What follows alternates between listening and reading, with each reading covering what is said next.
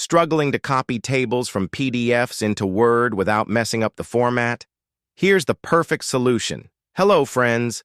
In this quick tutorial, I will show you how to copy table from a PDF file into Microsoft Word without changing the format. So how to do it? Let us follow the steps. This is my table in a PDF file, and I want to copy it from the PDF file into Microsoft Word document. Simply copy this table. Open your Word document and paste it. You can see that the formatting has been changed automatically. If you right-click on the paste special like Keep Source, or you try different paste options, it will not work. So what to do? Simply open your Word document, go to the File option, and click on Open. Now search the PDF file where your table is placed. Open it and click OK.